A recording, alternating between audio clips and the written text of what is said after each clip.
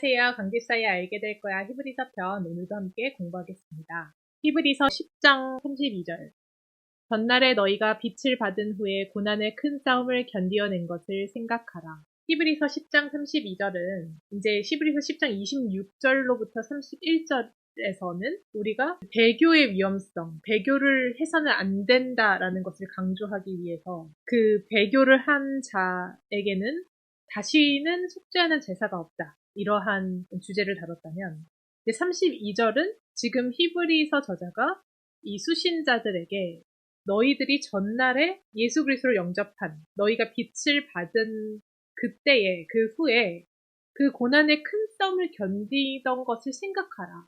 그러니까 회상해보라 라고 해서 그 과거의 기억을 그 상기시킴으로써 그때 받았던 그 은혜를 다시 한번 생각하게끔 하는 역할을 하고 있습니다. 즉 본문을 한번 살펴보면 전날에라는 규정은 이 히브리서 수신인들이 그리스도인이 된 후에 어느 정도의 시간이 흘렀다라는 것을 암시해주고 있고 방금 막 믿은 사람들이 아니고 어느 정도의 시간이 흘렀다라는 것을 말해주고 있는 것이고 지금 빛을 받은 후, 빛을 받았다라는 것은 우리가 히브리서 6장 4절 또는 10장 26절에서도 살펴본 것처럼 6장 4절을 잠시 보면 한 번 빛을 받고 하늘의 은사를 맛보고 성령에 참여한 바 되고 그래서 빛을 받다.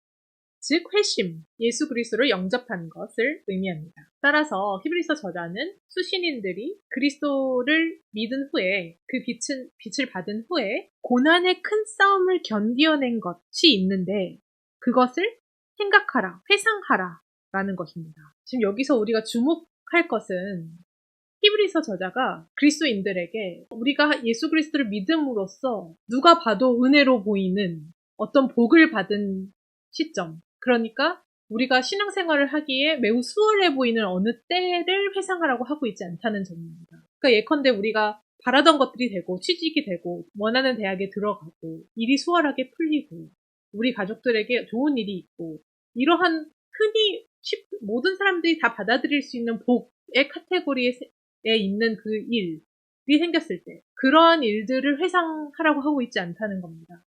고난의 때를 생각하라는 겁니다. 우리 그리스도인들의 삶을 실제로 규정하는 때는 일이 잘 풀리는 시기가 아닙니다.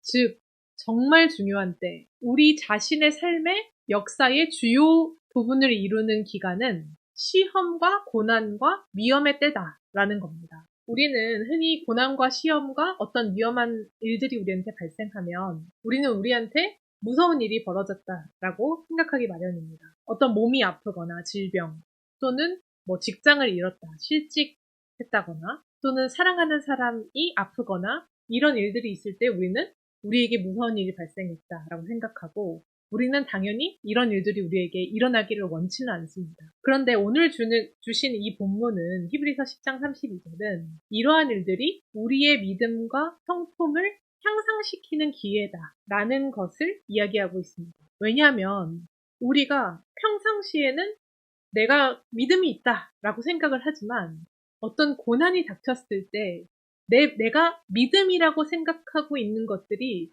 실제로 무엇으로 구성되어 있는지를 알 수 있습니다. 우리가 지지하고 있었던 것이 상실됐을 때, 우리가 지지하고 있었던 것을 빼앗겼을 때에 우리는 비로소 내 믿음의 실체를 마주하게 되기 때문입니다. 좀 더 쉽게 표현하면 우리가 그 고난과 시험의 때에 내가 좀 믿고 있었던 구석이 빼앗김으로써 내 힘으로 할 수 없다라는 것을 깨닫게 된과 동시에 하나님을 정말로 진심으로 의지할 수 있는 어떤 기회가 주어지는 것이다.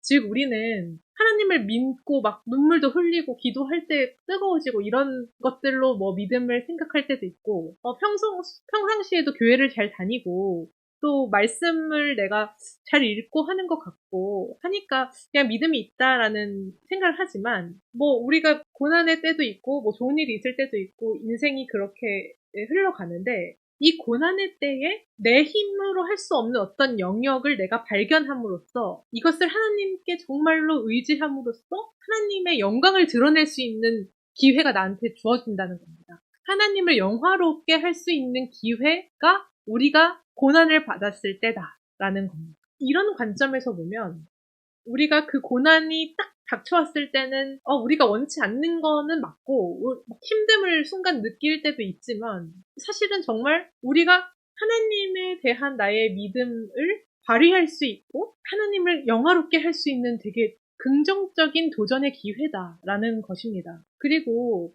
우리가 그 고난의 때에 정말 하나님께 의지하고 하나님께서 그 문제를 해결해 주신다라는 그 경험이 있으면 그 사람은 앞으로의 어떤 인생에서 일어날 수 있는 어떤 모든 문제들에 대해서 겁을 내지 않을 수 있게 됩니다. 즉, 지금 다시 본문으로 돌아오면 지금 히브리서 저자는 10장 26절로부터 31절, 그러니까 지금 히브리서 독자들이 믿음을 잃지 않게 하기 위해서 너희들이 배교를 하면 다시는 용서받을 수 없다라는 말을 강조했습니다. 근데 32절에는 회상을 도구로 하여서 다시금 믿음을 잃지 않게 하기 위한 권면으로 이어지고 있습니다. 32절은 그래서 너희가 그 과거를 생각해봐라, 기억해봐라 얘기를 하고 있는데 그게 너가 믿음 잘 믿어서 네 자식도 잘 되고 복도 받았고 이러지 않았니? 이게 뭔가 더 세상으로 봤을 때 설득력이 있을 것 같은데 그게 아니고 너희가 하나님을 믿은 후에 받았던 그 고난 그리고 그 고난의 큰 싸움을 너희가 견뎌낸 그 경험을 너희가 상기시켜봐라, 생각해봐라, 라고 함으로써 그 고난의 때에 너희들이 의지했던 하나님, 그리고 하나님의 역사하심, 그래서 너희들이 하나님을 의지함으로써 하나님의 영광을 드높였던 그 경험, 그것을 너희가 회상하라, 라는 것입니다.